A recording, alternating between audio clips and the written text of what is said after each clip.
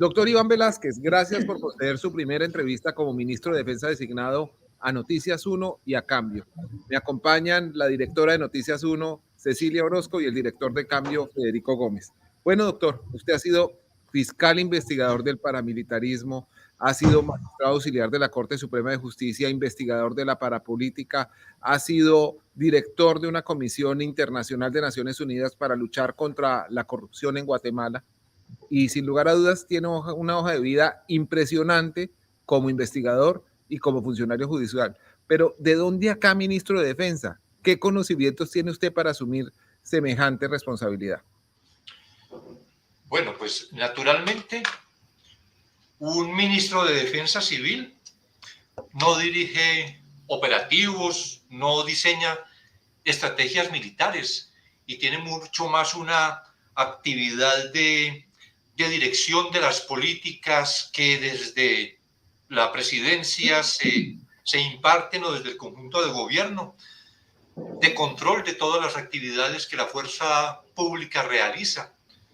De manera que este argumento, que muchas veces ha sido utilizado como descalificación de la falta absoluta de experiencia en la estrategia de la guerra, creo que no es realmente de recibo, mucho menos ahora que lo que pretende el presidente Petro es la estrategia de la paz.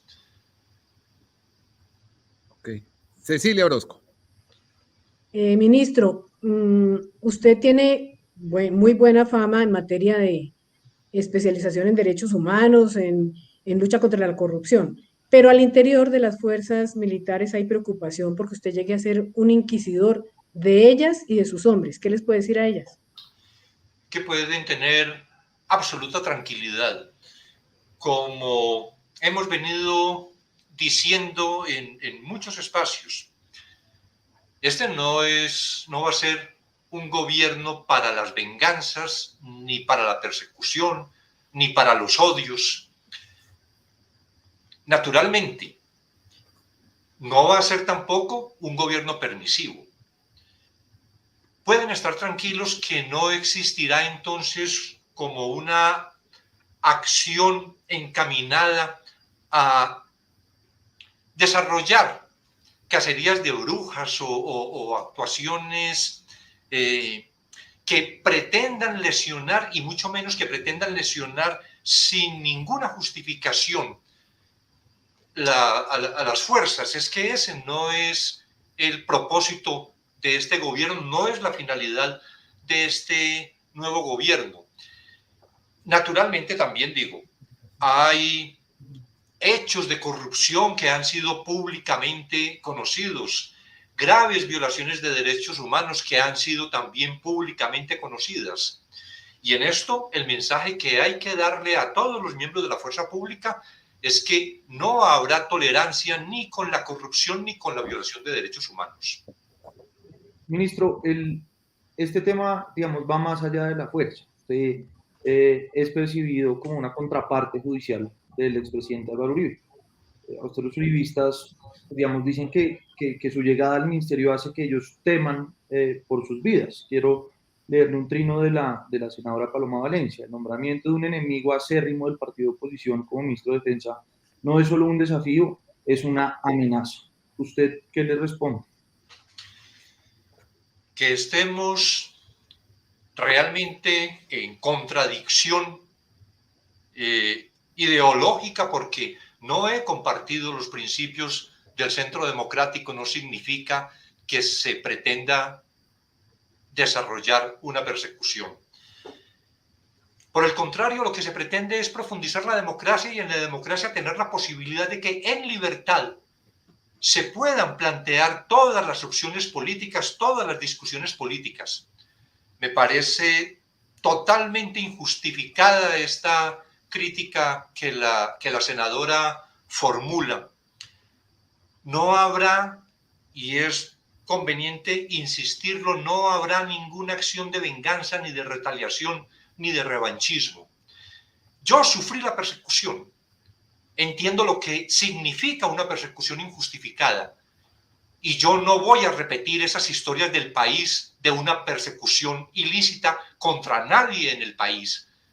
De manera que pueden estar absolutamente tranquilos todos los que estén en otros lados del espectro político o que estén con intereses distintos a los que este gobierno pretende desarrollar, porque no vamos a asumir ninguna labor de persecución. Y además hay demostración, no obstante las críticas que desde especialmente el expresidente Uribe, pero podríamos decir que en su conjunto del Centro Democrático, realizaron por las investigaciones de la parapolítica, no hay un solo caso en los que yo haya tenido intervención que se pudiera demostrar que hubo una acción de persecución. Por el contrario, inclusive después de las sentencias que dictó la Corte Suprema de Justicia, nuevos elementos probatorios fueron presentados públicamente para corroborar que esas decisiones que se adoptaron por la Corte Suprema correspondían a la verdad probatoria. Ministro, usted anota una cosa muy clara y cierta, que es que usted en el pasado ha sido víctima de persecución por parte de los organismos de inteligencia. Eso no es una opinión, eso está probado por sentencias judiciales. Hay otro aspecto del manejo de la inteligencia por el que quiero preguntarle. A lo largo de los últimos años, varias veces ha existido evidencia de que hay dirigentes políticos y específicamente el jefe del Centro Democrático, el expresidente Álvaro Uribe, con acceso a información de inteligencia cuando ya no era jefe de Estado. ¿Cómo va a hacer usted para evitar esas fugas de información y ese uso de información de inteligencia con propósitos partidistas? Cada persona encargada de la inteligencia, cada persona encargada de la información que permita esa filtración de información de inteligencia tendrá consecuencias. Y del otro lado, ¿cómo va a evitar usted que actúen por su propia cuenta los hombres de inteligencia porque no necesariamente le van a contar? En beneficio o bien personal o bien en contra suya incluso. Pues esa es una tarea que siempre hay que desarrollar con el mayor cuidado. Las labores de contrainteligencia que también al interior de las fuerzas existen. Yo espero tener no solo la confianza de todos los miembros de fuerza pública, particularmente de quienes desde la fuerza pública, porque también sabemos pues que existen otras agencias del Estado como DNI, por ejemplo, que desarrollan labores de inteligencia, pero que desde la fuerza pública se va a actuar con absoluto respeto en estas labores de inteligencia y contrainteligencia, que además espero igualmente sean también respetuosas conmigo y que pueda contar con el respaldo de todos los miembros de la institución. ¿Quién sigue, Dani? Sí, tú sigues, Ceci. Ok, mire, ministro, es que le quiero citar una frase del presidente Duque sobre usted. Dijo, no conozco al nuevo ministro de Defensa, Iván Velázquez Gómez, pero es importante que ante la responsabilidad que él asume, genere confianza en las fuerzas y con los sectores que ha agredido. ¿Cuáles son los sectores que usted ha agredido y cuál es su respuesta al presidente Duque? Pues podría de pronto referirse él no a sectores, digamos más bien a acciones. Yo he criticado muy duramente la represión que hizo la policía respecto de las manifestaciones que desde el 28 de abril, hace ya más de un año, se desarrollaron en el país. Y he afirmado también que esas críticas por acciones ilícitas de miembros de fuerza pública, que estas actividades que todos vimos a través de los medios de comunicación no pueden quedar en la impunidad. Pero también he afirmado que este no es una acción en contra de la institucionalidad, que son dos cosas muy diferentes. Por el contrario, yo creo que cuando se señalan los las acciones irregulares de cualquiera de las fuerzas, de cualquiera de los integrantes de las fuerzas, lo que se pretende es que exista una institucionalidad fuerte, adecuada, respetuosa del Estado democrático de derecho. Que se afirme entonces que cuando después de unos graves hechos de agresión, el presidente de la República aparezca con la chaqueta de policías, sin ninguna recriminación por los graves actos que se habían cometido momentos antes, no es estar en contra de la fuerza pública, es reclamar que la fuerza pública tiene que actuar respetando el Estado social y democrático de derecho. Ministro, lo que usted dice necesariamente me lleva a una pregunta muy concreta. ¿El ESMAD se acaba o no? ¿Les qué? Perdón. ¿El ESMAD se acaba o no se acaba? El ESMAD. El ESMAD se acaba. Ese es un tema que hay que revisar con mucho cuidado. Ha habido expresiones en la discusión pública respecto de la eliminación o de la reforma. Son las dos opciones. Lo que sí con seguridad es que este ESMAD, como se ha conocido, no puede continuar. Es decir, señor ministro, perdóneme un momento, le quiero preguntar una cosa relacionada con algo que usted dijo hace unos segundos. ¿Usted considera que las acciones de la policía en el control de la protesta social fueron ilegales?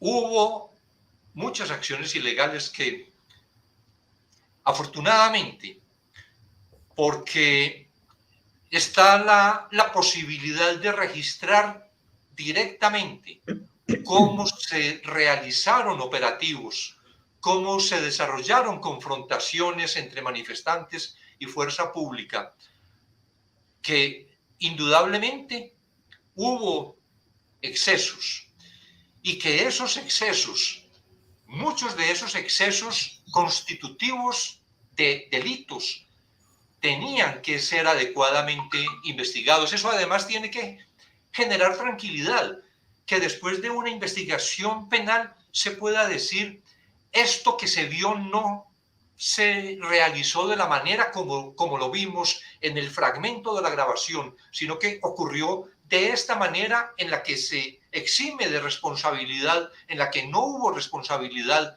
del miembro de la policía que ejecutó esa acción, pero siempre debería estar precedido de esa investigación. Ministro, usted y el presidente Petro se enfrentan hoy a una tarea enorme que va a ser muy difícil, que es justamente la composición de la cúpula. Para eso usted tiene que encontrar gente de su confianza. Digamos, esa tarea no es sencilla en la medida en que ni usted ni el presidente han sido propiamente personas muy cercanas a las fuerzas. Yo quisiera trasladarle una pregunta que me hizo un general activo. A la hora de escoger esa cúpula, ¿ustedes van a dar un compás, un margen de espera para conocer a los oficiales que hay hoy, o van a entrar de una vez con una decisión y una cúpula que ya tienen definida? Solo puedo decir que vamos a actuar con prudencia y responsabilidad. Señor ministro, ustedes han dicho que no admitirán generales con cuestionamientos por derechos humanos o por corrupción.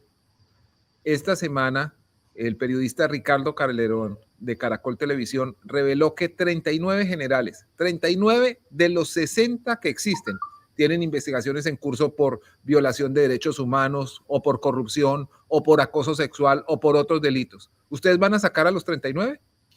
Estamos haciendo una revisión detallada de esos señalamientos que hay o de las investigaciones que hay respecto de los generales y el presidente Petro ha dicho precisamente que no tolerará, y es un compromiso de gobierno, que no tolerará violadores de derechos humanos dentro de las fuerzas. Ministro, yo quiero volver al tema de la policía.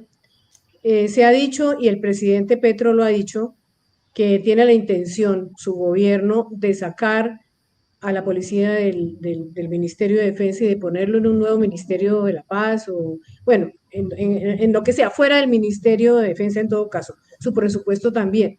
pero eso puede llevar a múltiples problemas, por ejemplo, problemas de orden público, quién va a cuidar las calles y las ciudades, si van a ser ellos mismos, digamos, en estado de paz, en un país que está en un conflicto permanente, en problemas de orden público, en creación de nuevas bandas, en delincuentes, etcétera. Esa propuesta del presidente Petro en campaña es, va como está dicha, o se puede discutir con los propios generales de la policía, cúpula de la policía. La salida de la policía del Ministerio de Defensa yo creo que es ya una decisión tomada. Que se adscribirá es lo más seguro, lo que está hasta este momento dicho, que se adscribirá al Ministerio de Paz, Convivencia y Seguridad. Y no hay que inquietarse por eso. Yo creo que, por el contrario, se va a ganar en civilidad, se va a ganar en respeto por el Estado de Derecho.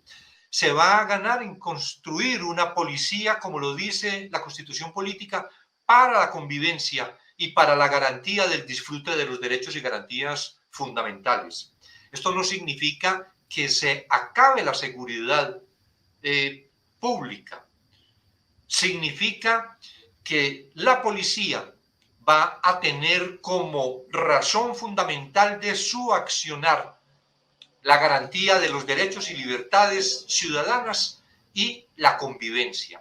Tampoco puede dar lugar a la intranquilidad que ahora han expresado algunos miembros de la policía de todos los rangos, no solo oficiales, inclusive de los policías de base, que han expresado su temor porque al salir del Ministerio de Defensa pudieran perder los beneficios que adquirieron, que tienen como integrantes de fuerza pública. Y sobre eso también pueden tener absoluta tranquilidad.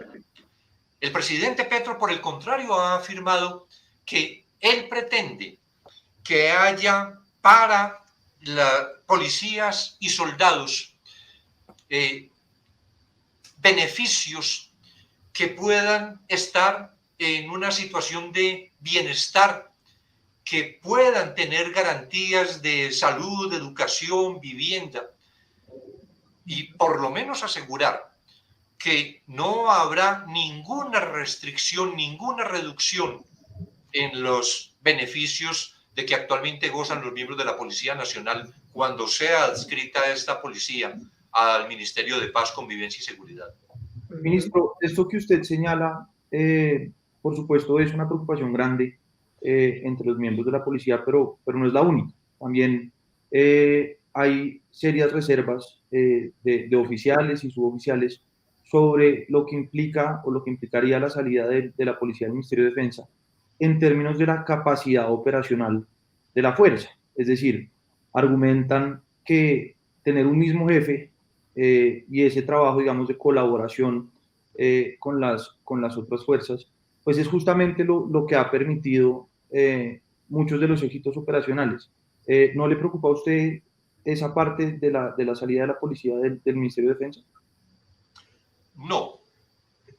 Y además, Colombia es, si no el único de los poquísimos países en el mundo que tiene la policía dentro del Ministerio de Defensa.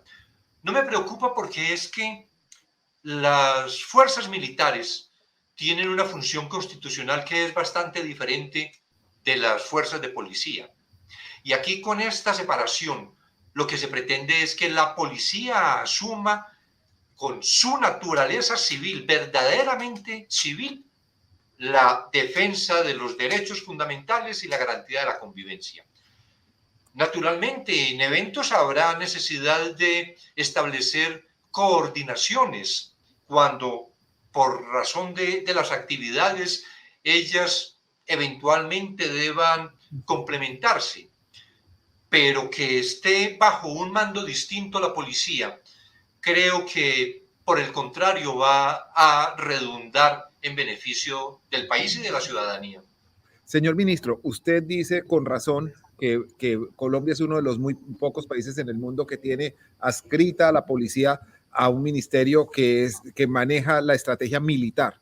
Pero también Colombia es tal vez el único país en el mundo que maneja una diversidad de conflictos como la que tiene Colombia, con guerrilla, con narcotráfico, con grupos armados de derecha, y la policía en muchos lugares de Colombia es la única presencia del Estado.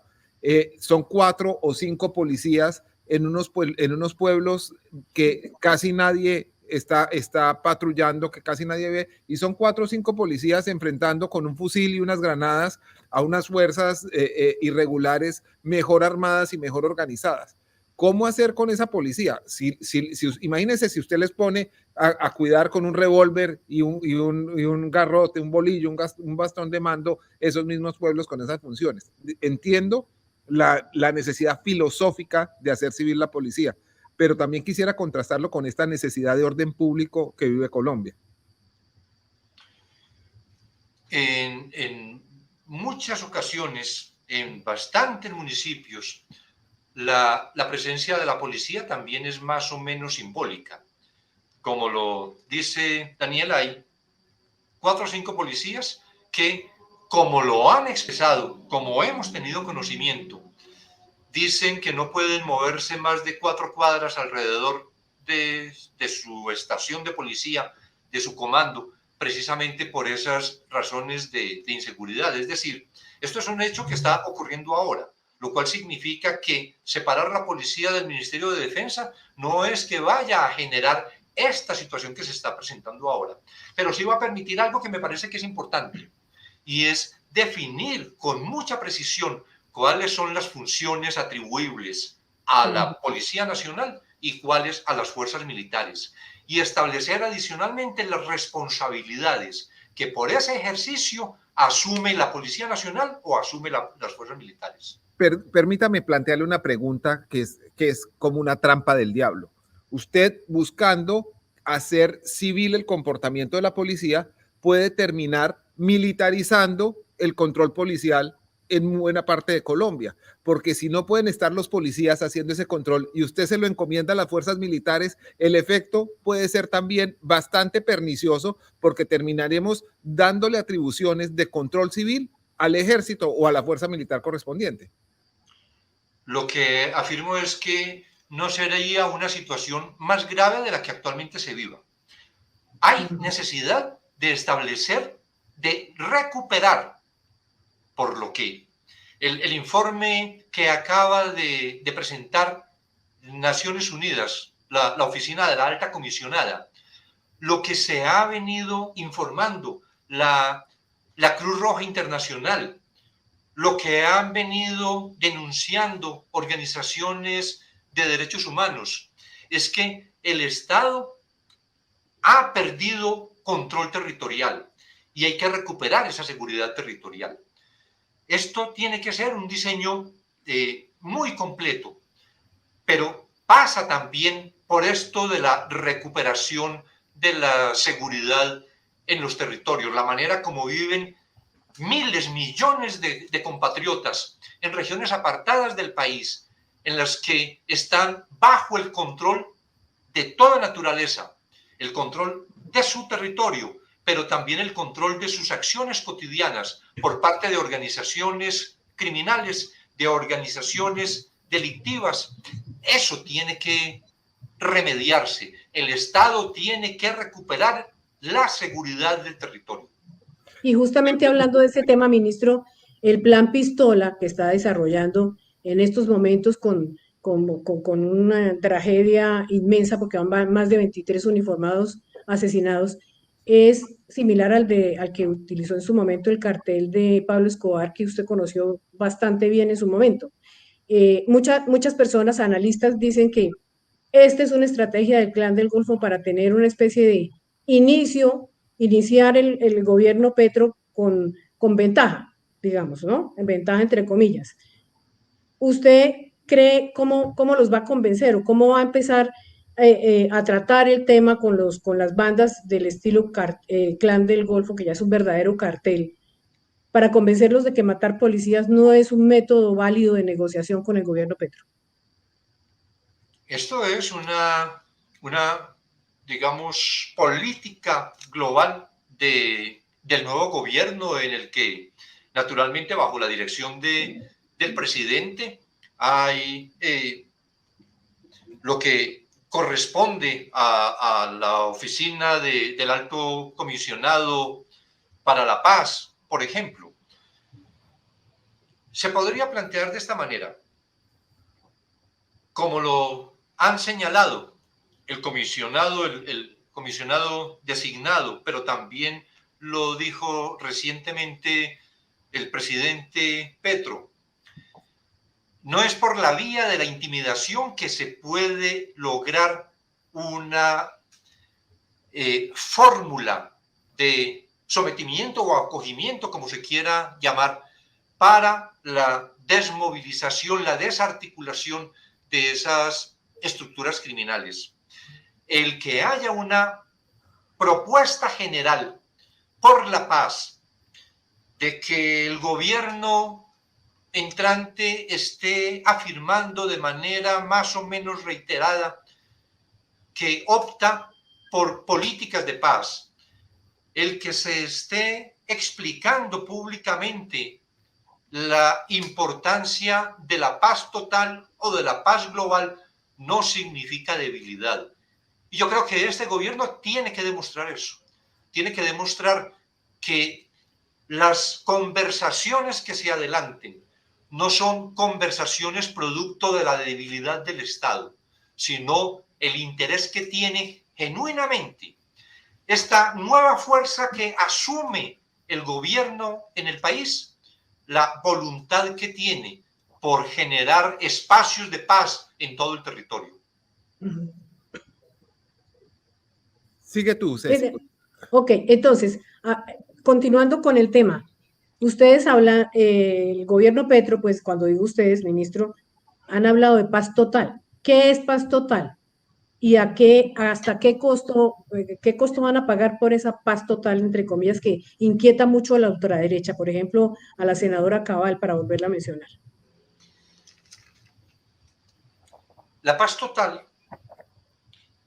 implica la posibilidad de que todas las organizaciones armadas de cualquier naturaleza se desarmen y entren en un proceso de acuerdo con la naturaleza de cada una de esas organizaciones, en un proceso de aceptación de la aplicación de la ley y de efectiva aplicación de la ley que conduzca a la desarticulación de esas organizaciones. Desde mi concepción, porque todavía no ha sido desarrollado, pues no hay todavía un gobierno constituido. No están todavía todos los funcionarios del nuevo gobierno designados. Pero desde mi concepción, se trata de un proceso diferencial de atención o de conversación con cada uno de los grupos armados que también podría generar, o de las organizaciones que también podría generar unas respuestas o unas consecuencias diferenciadas.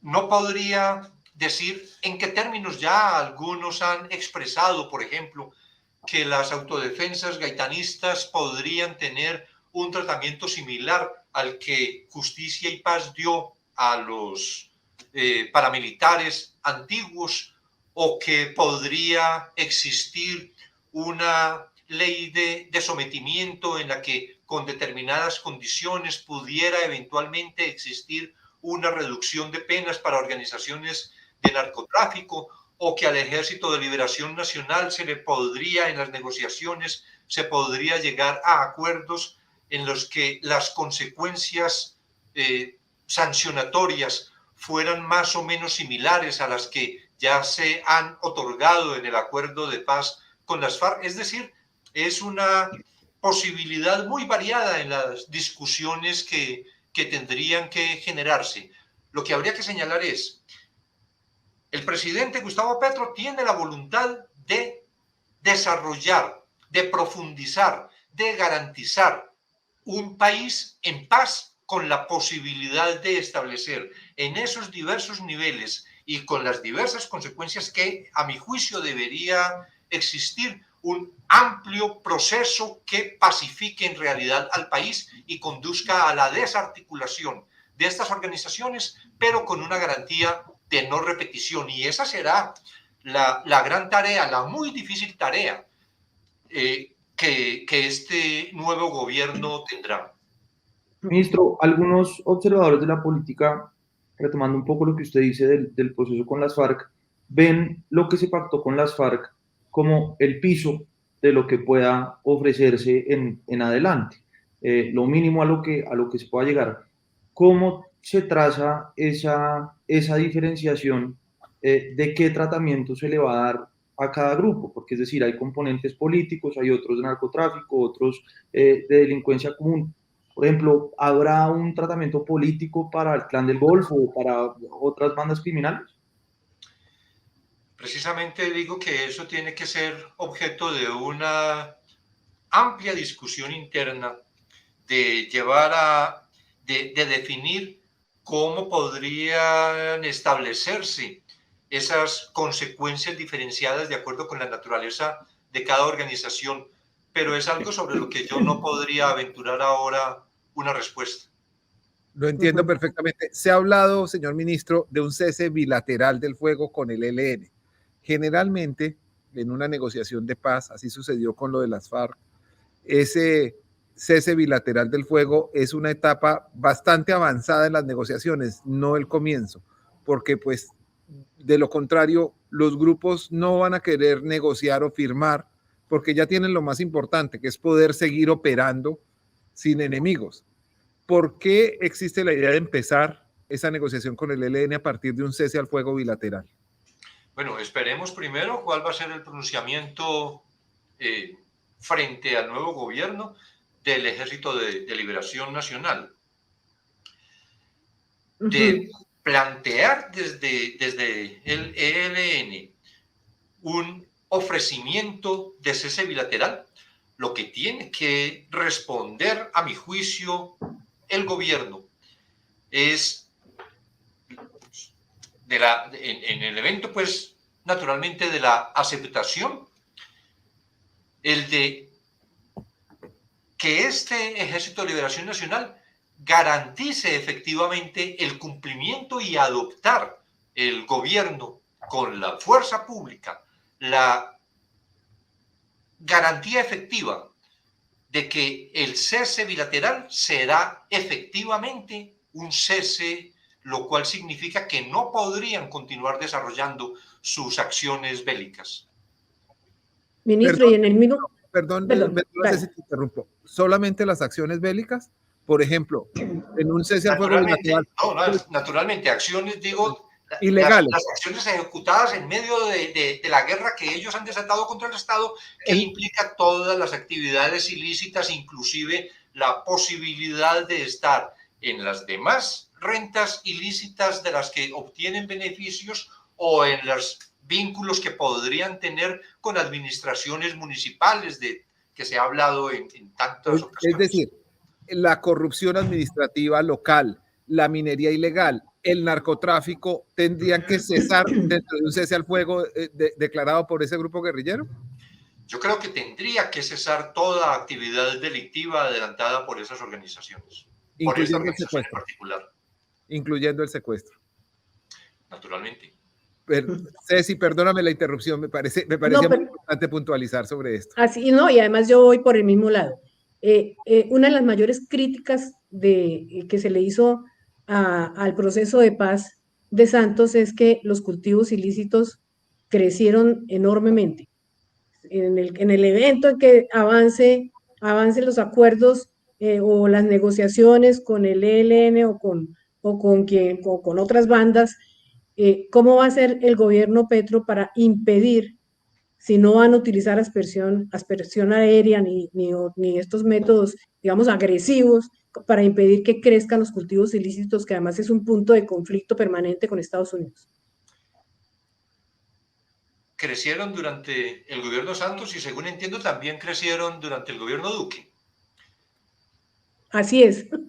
Yo creo que es necesario que haya una política integral de sustitución de cultivos, pero que garantice efectivamente las condiciones materiales de existencia adecuadas para los pobladores de esos territorios. Yo creo que tiene que haber acciones que son muy integrales para poder garantizar que vamos pasando de esta economía de subsistencia de los cultivadores hacia la economía de subsistencia, pero en la productividad que ha planteado también en su programa el presidente Gustavo Petro.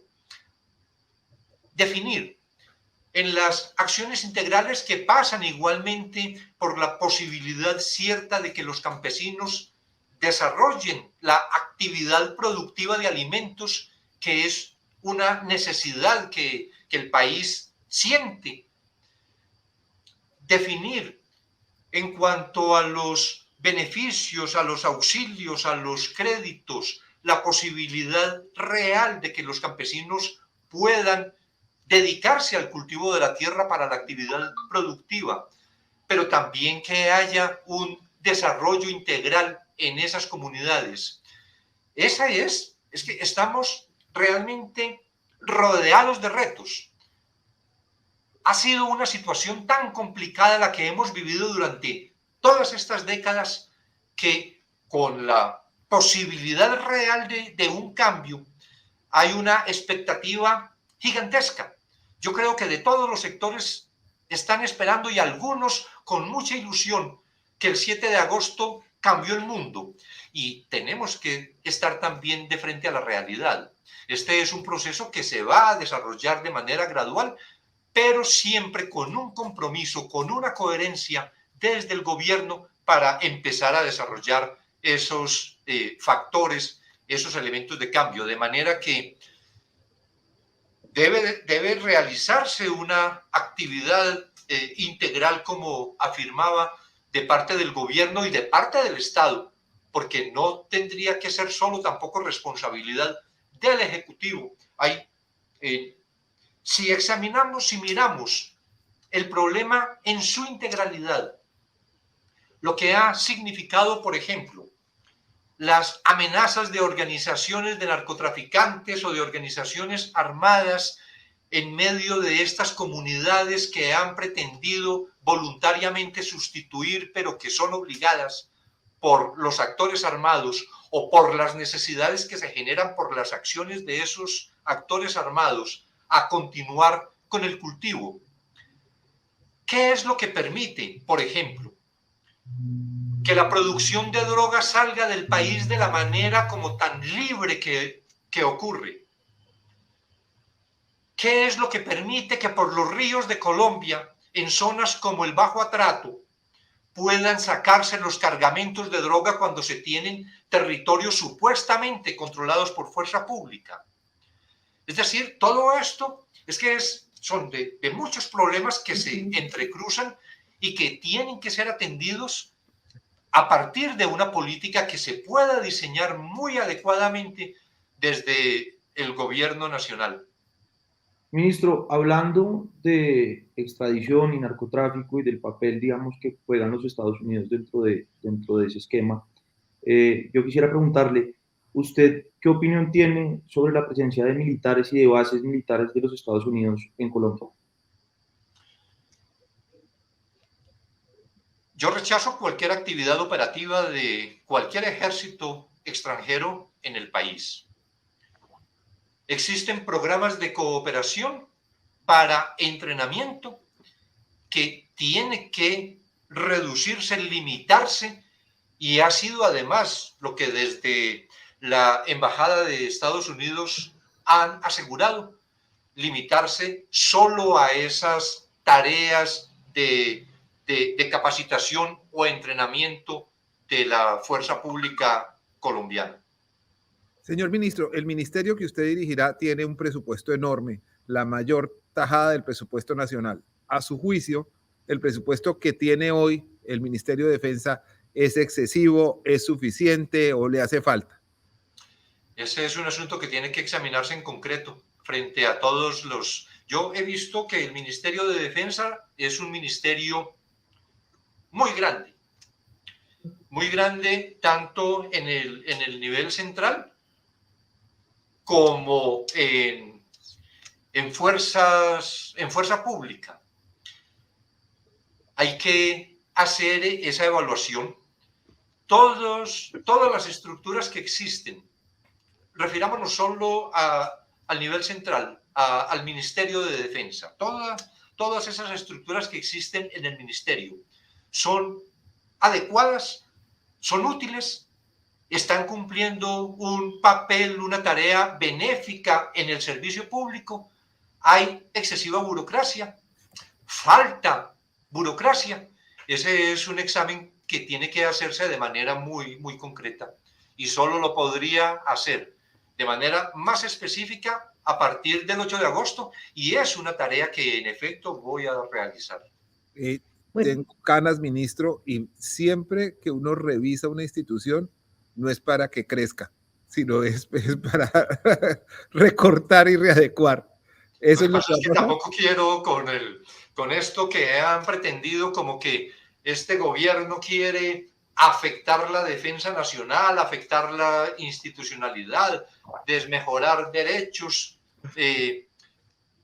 afirmaciones que han hecho de esa naturaleza. Lo que yo quiero afirmar es, objetivamente, examinaremos, es probable que en algunas áreas falten funcionarios, es posible que en algunas áreas sobren funcionarios.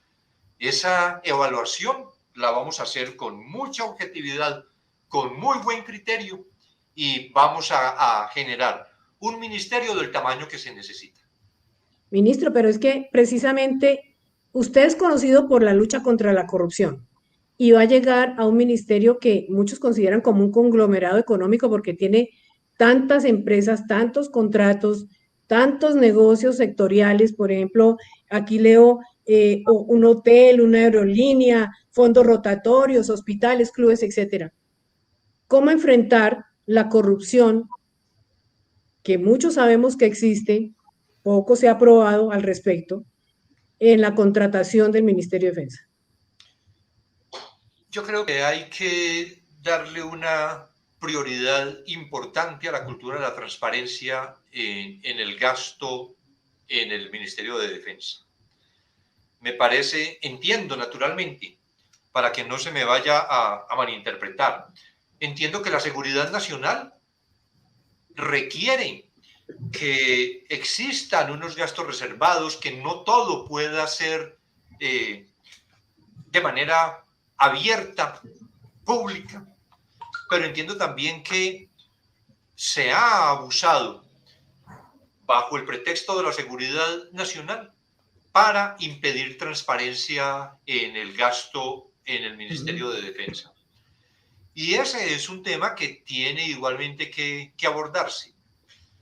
Yo decía al principio que no hay en el gobierno entrante un propósito de venganza, de persecución, de ataque, pero también he dicho, tampoco hay un propósito de proteger impunidad o de generar complicidades.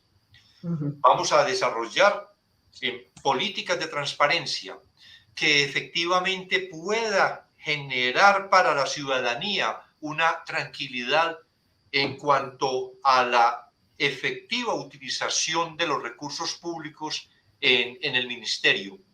Y eso pasa por definir muy específicamente. Vamos a revisar, todo esto está naturalmente normado.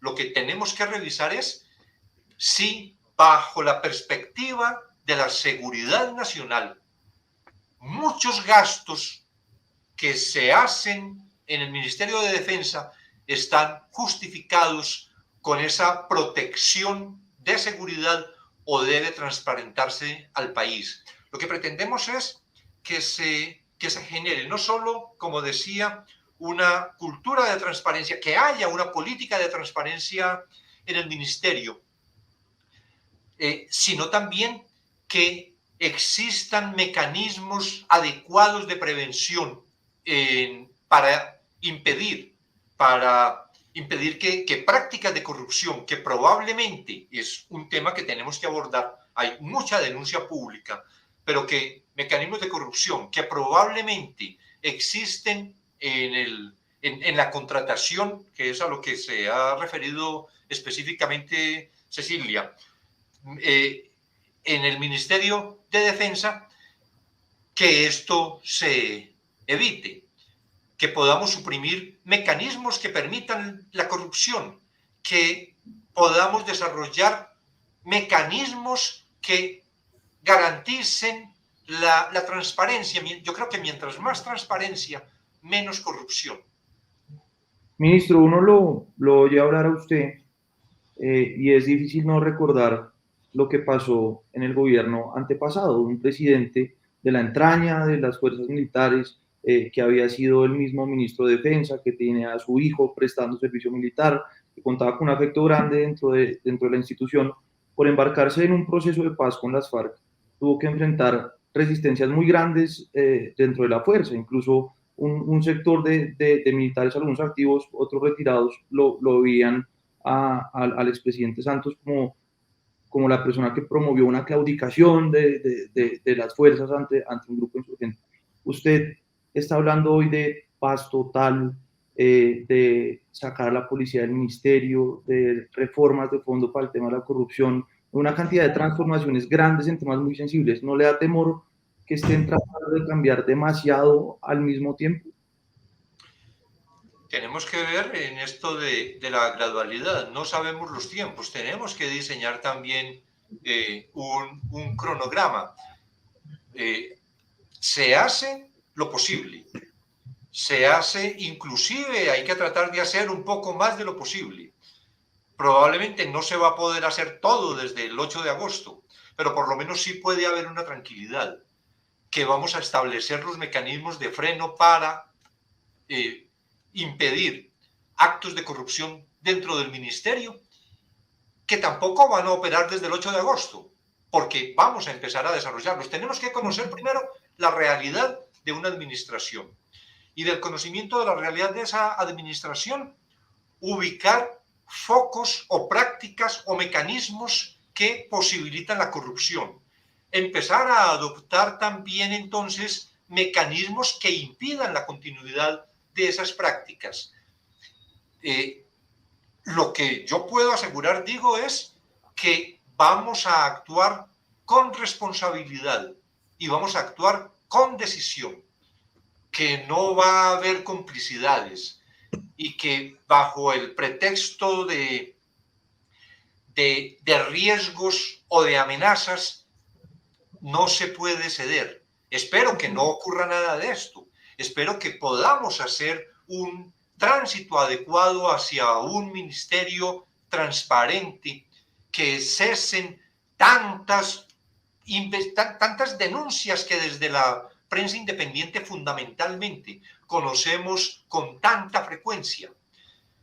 Eso es lo que yo puedo garantizar, que va a haber un compromiso de integridad, un compromiso de impedir la continuidad de prácticas corruptas en la medida en que se detecten esas prácticas corruptas, que no va a haber impunidad, pero esto no significa que vaya a existir persecución ni que estemos contra los integrantes de la fuerza pública. Porque igualmente esto es lo que se puede plantear. Si el ministro está diciendo esto, entonces que se escondan todos.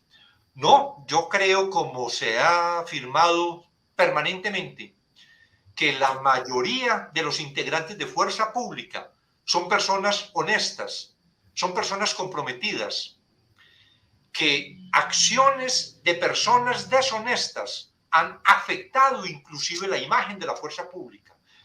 Nuestro propósito es rescatar absolutamente esa buena imagen, recuperar en general para la fuerza pública, policía y fuerzas militares, la imagen que la ciudadanía tiene que tener de las fuerzas que asumen también la defensa, la garantía del goce, del disfrute de sus derechos.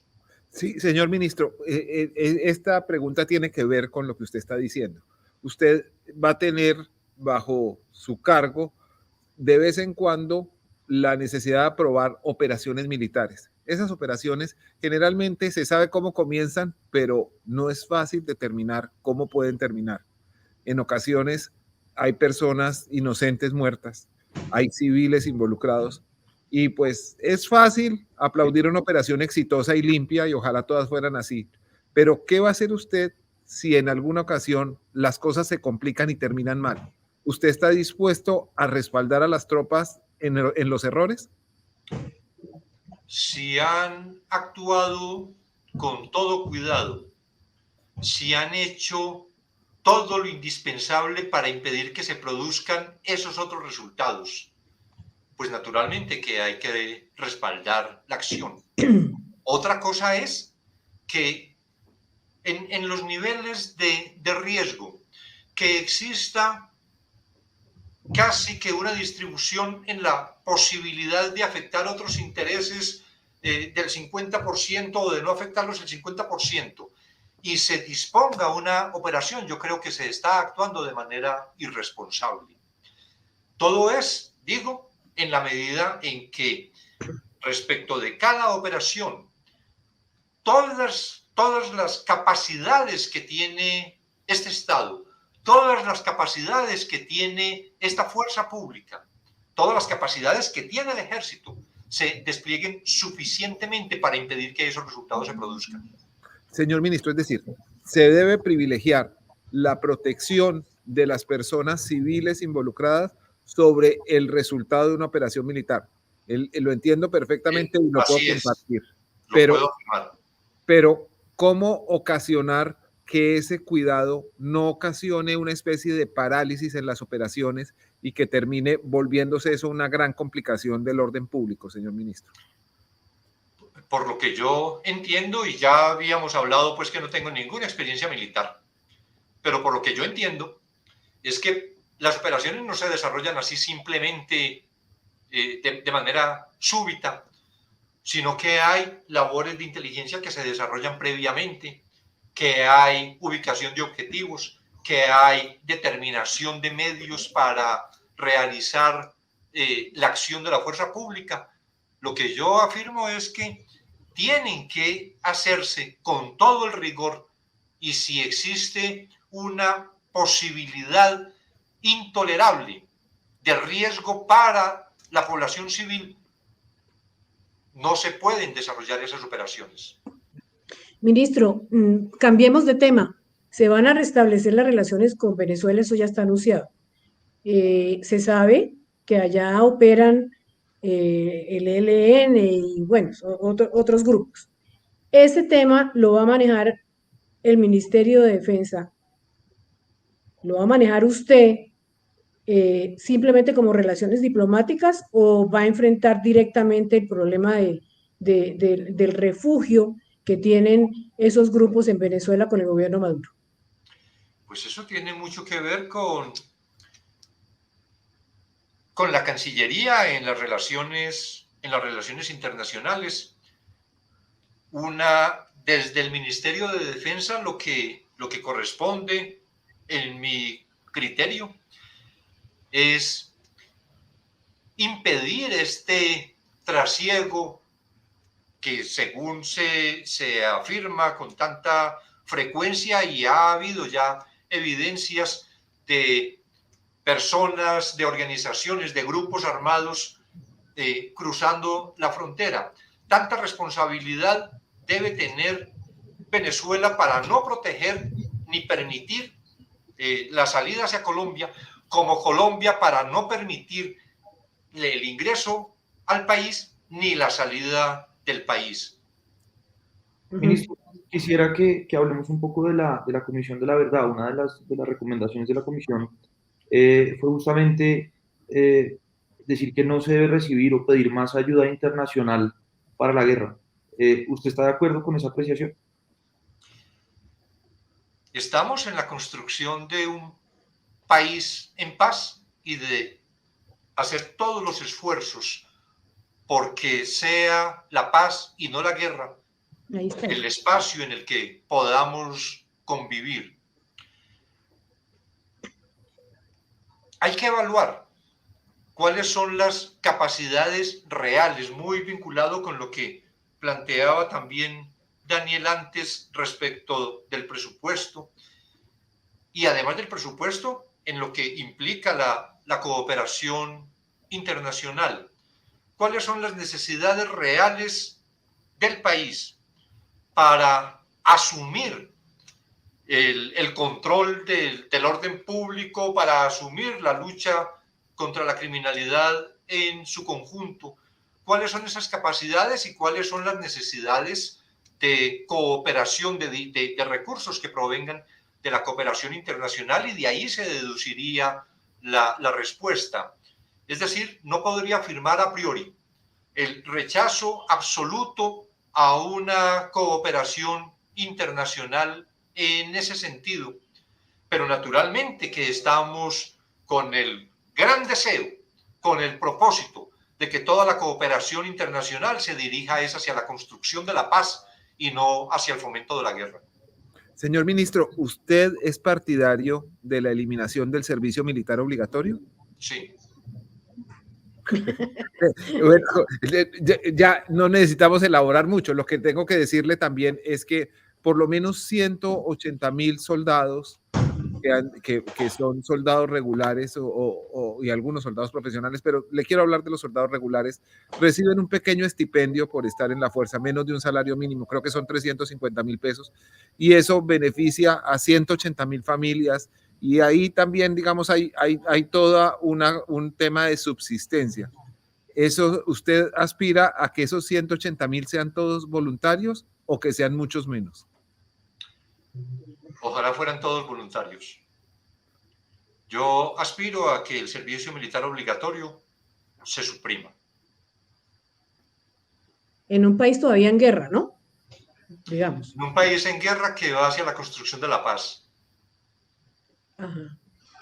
Construcción de la paz, pero en guerra, ministro. O sea, usted, el clan del Golfo nos está mostrando cotidianamente que seguimos en guerra, el ELN nos está demostrando que seguimos en guerra y las disidencias de las FARC.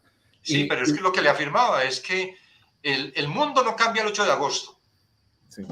Desde el 7 de agosto puede cambiar una perspectiva, puede cambiar la manera como se ejerce un gobierno, puede cambiar la intencionalidad de un gobierno, puede cambiar el sentimiento de un gobierno que está por la paz y por la democracia. Y esto, después de tantas décadas que hemos vivido en la situación contraria, pues naturalmente que no se va a alcanzar el logro al día siguiente. Es un proceso que tiene que desarrollarse.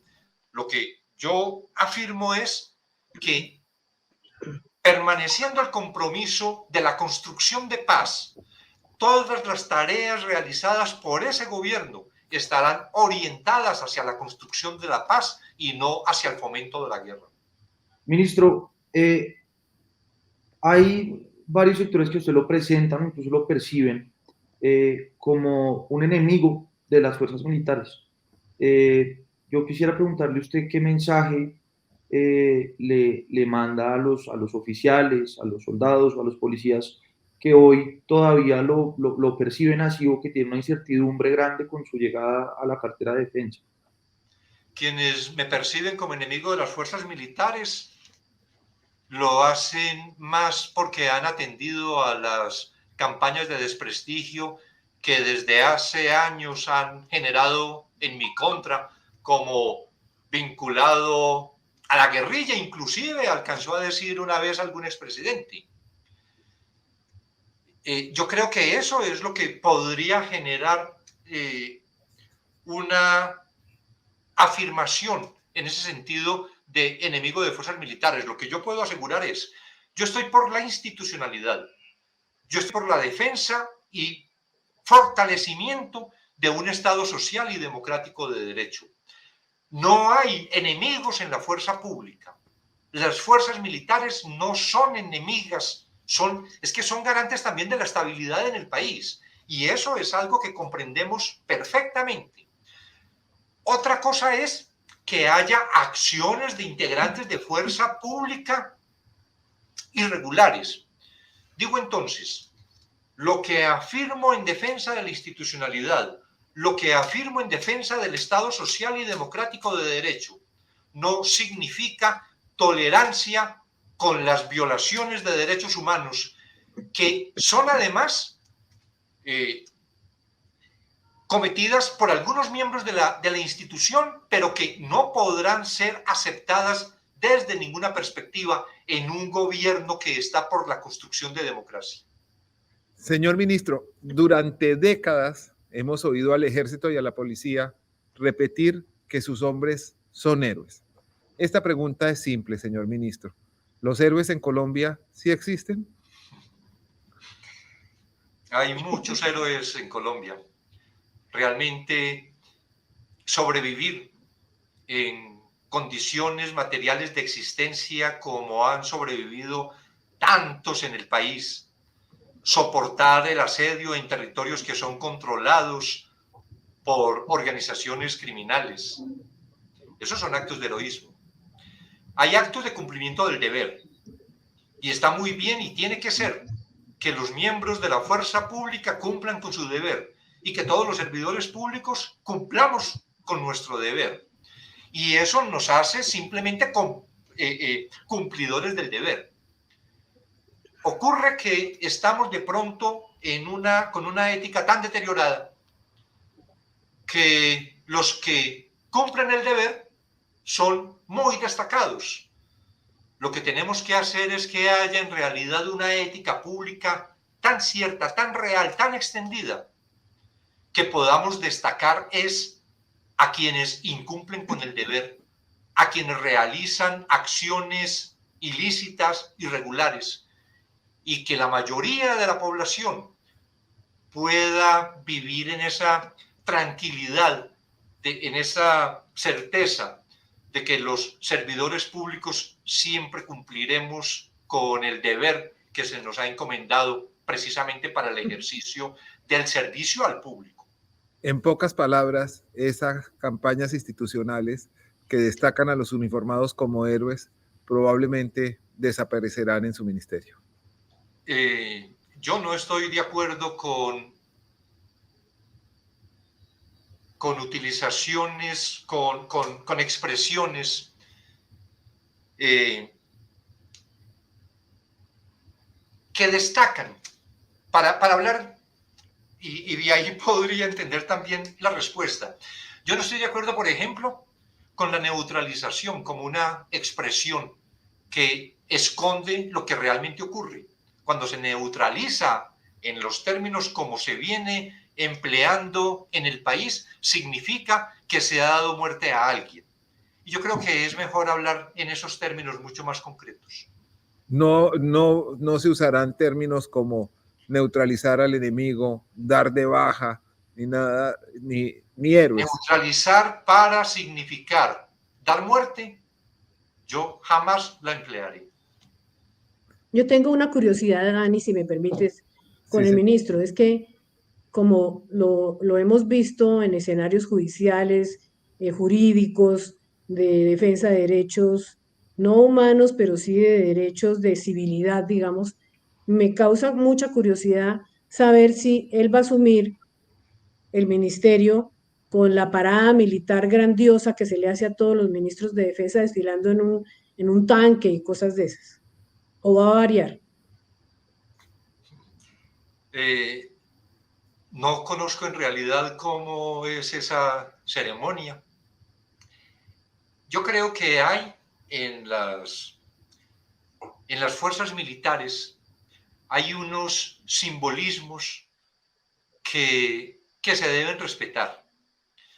Esto no significa una acción de choque. Lo que significa es ubicar todo dentro de cauces correctos. Yo respeto los símbolos. Me parece que los símbolos pueden ser muy adecuados si dentro de toda esa simbiología que se utiliza en las fuerzas militares está esta para mostrar respeto y acatamiento. No tendría por qué oponerme si esa es la forma como ellos entienden que se demuestra respeto y acatamiento. Usted, ministro, ¿Sabe marchar? ¿Ya pensó en eso? Yo creo que nunca he marchado. Un ministro que no ha marchado y un ministro que se opone al servicio militar obligatorio, que habla de cambio de lenguaje. No va a haber más expresiones como neutralización ni calificación de héroes. Ese es Iván Velázquez, un jurista que llega al Ministerio de Defensa y a quien le agradecemos profundamente haber concedido su primera entrevista como ministro designado para la revista Cambio y Noticias 1. Muchas gracias, señor ministro. Muchas gracias.